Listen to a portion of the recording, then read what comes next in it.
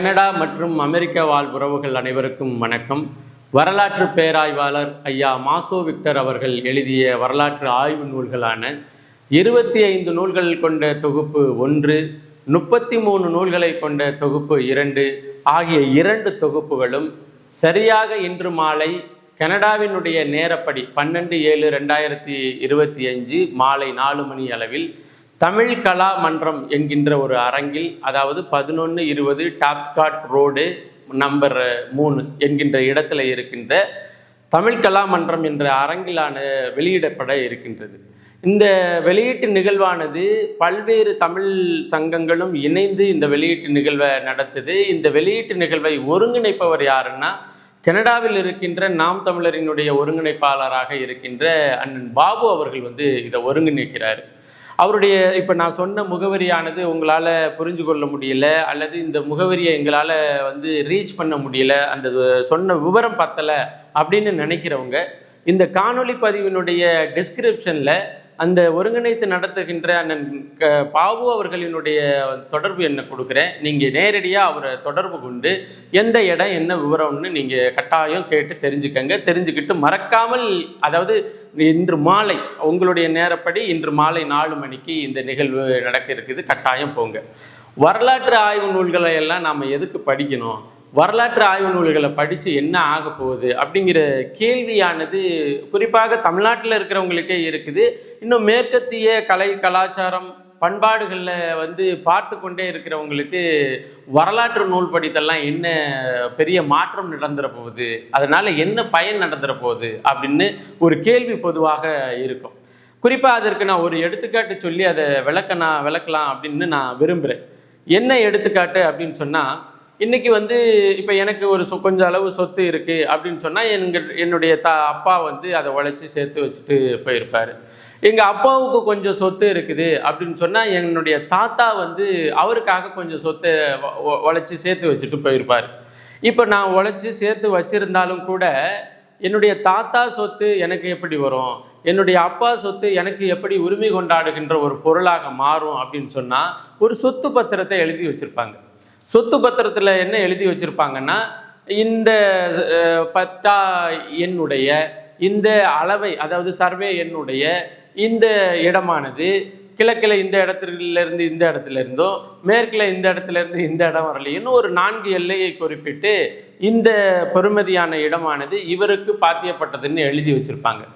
அப்போ ஒரு சொத்து பத்திரம் இருக்கிறது எதற்காக அப்படின்னு சொன்னால், பக்கத்து வாக்காக்காரன் அல்லது பக்கத்து இடத்துக்காரன் நம்ம இடத்த ஆக்கிரமிப்பு செய்து கூடாது, நம்மளுடைய சொத்தை பிடுங்கிக்க கூடாது, அல்லது நம்ம வெள்ளாமை விட்டு நம்ம அனுபவிச்சுட்டு வர்ற ஒரு இடத்த தாம் பேரில் எழுதிக்க கூடாது அப்படிங்கிறதுக்கு ஒரு வரையறையை உண்டு பண்ணுவதற்காக எழுதப்பட்டது தான் சொத்து பத்திரம். இப்போ இந்த ஒரு தனிநபரினுடைய அந்த சொத்து, தனிநபரினுடைய வரலாறு, தனிநபரினுடைய தாத்தனுடைய சொத்து பேரனுக்கு எப்படி கிடைக்கணும்னு விருப்பம் இருக்குது, இதுக்கெல்லாம் சொத்து பத்திரம் எவ்வளவு முக்கியமோ, அதே போல் ஒரு இனத்தினுடைய வரலாறு, அந்த இனத்திற்கு சொந்தமான வரலாறு என்று பதிவு செய்வதற்கு வரலாற்று புத்தகங்கள் மிக மிக அவசியம். நமது வரலாறு சரியாக பதிவு செய்யப்பட்டால், அந்த வரலாறு நமக்கே உரித்தான வரலாறு என்று வெளியிடப்பட்டால்தான் இன்னொருத்தர் இன்னொரு இனமோ அல்லது இன்னொரு நாட்டினரோ அல்லது இன்னொரு மரபினரோ இது ஏன் சொத்துன்னு களவாட மாட்டாங்க. அப்போ தமிழ் இனத்திற்கென்று உள்ள பாரம்பரியமான சொத்தாக இருக்கின்ற வரலாறு இன்னொருத்தர் வரலாறாக நாளடைவில் கொண்டாடப்படக்கூடாது என்பதற்காக அப்போது அந்தந்த காலகட்டத்தில் இருக்கின்ற ஆய்வாளர்களால் பதிவு செய்யப்பட்டது தான் வரலாற்று ஆய்வு நூல்கள். நீங்கள் பார்த்தீங்கன்னா, தொல்காப்பியம் என்கின்ற நூல் எதற்காக பதிவு செய்யப்பட்டது? தொல்காப்பியருக்கு வேலை இல்லைன்னா பதிவு பண்ணாங்க. அதுக்கு முன்னாடி கடல் கோள்களால் பல்வேறு முறை நமது நூல்கள் அளிக்கப்பட்டது. அதே போல் ஒவ்வொரு துறையிலும் இருக்கின்ற ஒவ்வொரு துறை சார்ந்த இலக்கணத்தையும் மிக தெளிவாக தெரிந்து கொள்கிறவர்கள் மறைந்து போகிறாங்க. ஆனால் அவங்க மறைந்து போன பிறகு இந்த சந்ததிக்கு இது போன்ற ஒரு துறை சார்ந்த நிபுணத்துவம் உடையவர்கள், அந்த துறையில் கரை கண்டவர்கள் இருந்தாங்கன்னு எப்படி பதிவு பண்ணுறது அப்படிங்கிற ஒரு சிந்தனையில் உதித்து முன்னாடி தமிழர் வாழ்வியலில் பண்பாட்டில் கடைபிடிக்கப்பட்ட வாழ்வியல் ஒழுங்குமுறையை பதிவு செய்தது தான் தொல்காப்பியம். தொல்காப்பியத்தை தொடர்ந்து அந்த இலக்கணத்தை தொடர்ந்து அந்த மொழியினுடைய இலக்கணத்தை தொடர்ந்து பதிவு செய்யப்பட்ட எல்லா சங்க இலக்கியங்களும் நமது வரலாற்றினுடைய காப்பரன் அப்படின்னு தான் பார்க்கணும். அப்படின்னா தான் இதை எதுக்கு படிக்கணும், நம்ம படிக்கவே முடியாட்டினாலும் இதை பத்திரப்படுத்தி வாங்கி வச்சுக்கிட்டு இன்னொரு தலைமுறைக்கு கடத்தணும் அப்படின்னு எப்போ என்ன வரும்னா, நம்ம வீட்டுக்கு கொடுக்குற சொத்து பத்திரத்துக்கு கொடுக்குற முன்னுரிமைக்கு நிகரான அல்லது அதை விட கூடுதலான முன்னுரிமை நமது வரலாற்று ஆய்வு நூல்களுக்கு கொடுக்கணும் அப்படிங்கிறது தான் செய்தி. இப்போ நான் இன்னும் சொல்லப்போனால், இப்போ என்னுடைய சொத்து பத்திரம் தொலைஞ்சு போச்சு, என்னுடைய வீட்டில் என்னுடைய சந்ததிக்கான சொத்து பத்திரம் இல்லாமல் போணுச்சு அப்படின்னா பாதிக்கப்படுறது என்னுடைய குடும்பமும் என்னுடைய சந்ததி மட்டும்தான்.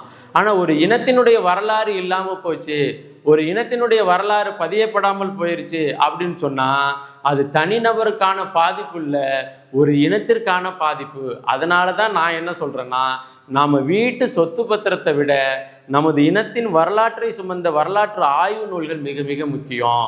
அப்போ அந்த முக்கியத்தை கடைபிடிக்கிறதுக்கு கனடா வாழ் உறவுகளுக்கு மிக முக்கியமான தருணமாக, மிக மிக அவசியமான தருணமாக இந்த தருணம் அமைந்திருக்கின்றது. இதில் என்ன கூடுதல் ஒரு செய்தி அப்படின்னு சொன்னால், இந்த வெளியீட்டு நிகழ்வில் ஐயா மாசோ விக்டர் யார் இந்த 140க்கும் மேற்பட்ட வரலாற்று ஆய்வு நூல்களை கடந்த 30 வருஷமாக உட்கார்ந்து ஆய்வு செய்து எழுதி பதிவு பண்ணாங்களோ அவரே இந்த வெளியீட்டு நிகழ்வில் நேரடியாக கலந்துகிற ஒரு நிகழ்வாக இது அமைஞ்சிருக்கு. இது மிக முக்கியமான தருணம். கனடாவில் இருக்கின்ற உறவுகளுக்கு இது முக்கியமான வாய்ப்பு. நான் இப்போ இந்த காணொளி பதிவினுடைய டிஸ்கிரிப்ஷன், அதாவது விவரக்குறிப்பீட்டில் அவர்கள் குறித்து அந்த ஐயா மாசோ விக்டர் அவர்களினுடைய வாட்ஸ்அப் வேலை செய்யும், அதாவது பகிரியானது வேலை செய்யும். அவருடைய பகிரி எண்ணையும் கொடுக்குறேன். அதே போல் நிகழ்ச்சியை நடத்துகின்ற ஒருங்கிணைப்பாளரினுடைய தொடர்பு எண்ணையும் கொடுக்குறேன். இந்த நிகழ்ச்சி இன்னைக்கு எனக்கு கடைசி நேரத்தில் இந்த காணொளி பதிவு பண்ணக்கூடிய வாய்ப்பு தான் அமைஞ்சது. நான் இந்த நிகழ்வுகளுக்காக வெவ்வேறு ஊர்களுக்கு போனதுனால என்னால் காணொளி பதிவு பண்ண முடியலை.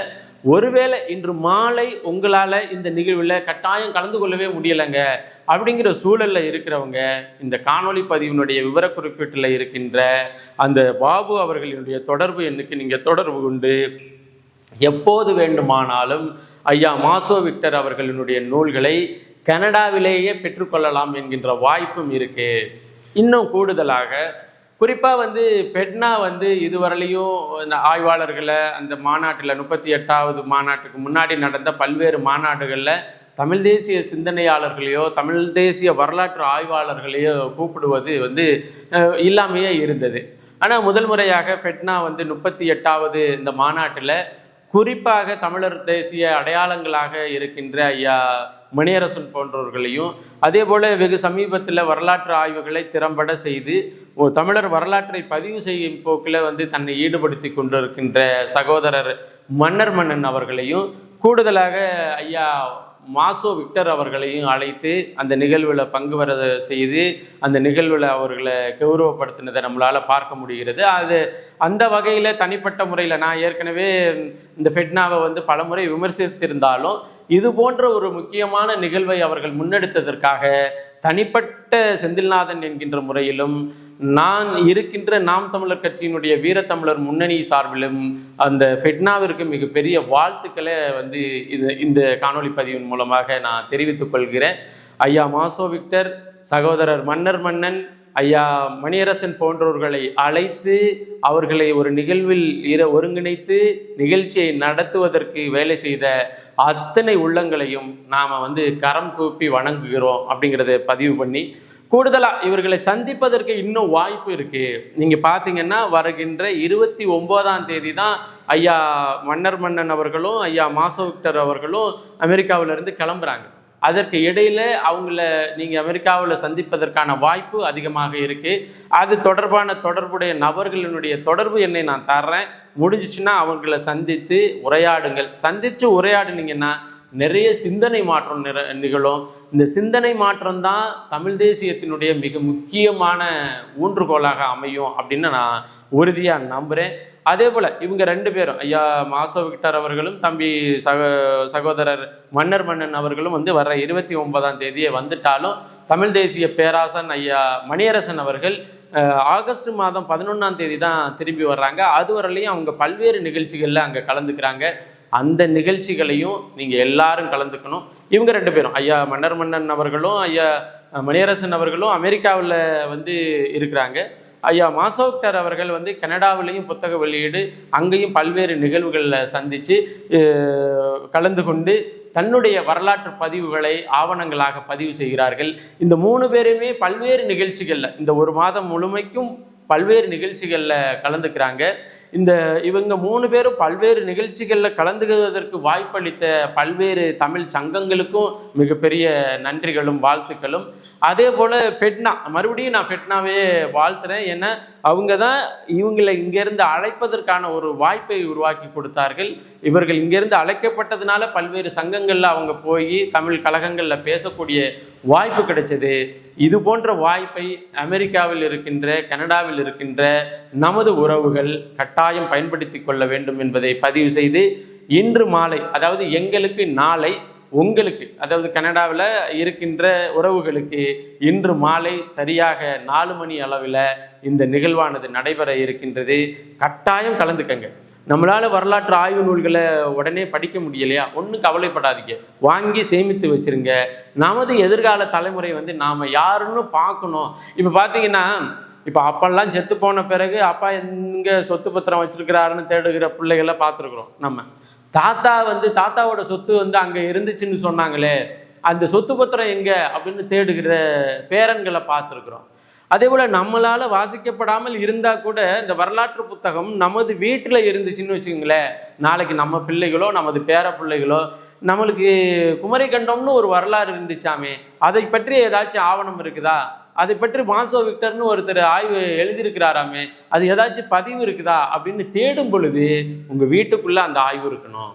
அதே போல் முருகன் நமது கடவுள் என்று சொல்கிறாங்களே, சேயன்னு சொல்கிறாங்களே, இவங்களை பற்றியெல்லாம் ஆய்வுகள் இருக்குதா, அந்த ஆய்வு நூல்கள் இருக்குதா, அதை பற்றி மாசோ விக்டர் எழுதினாருன்னு சொல்லிக்கிறாங்களே, நூல் இருக்குதான்னு தேடும் பொழுது உங்கள் வீட்டில் அந்த நூல் வேணும்.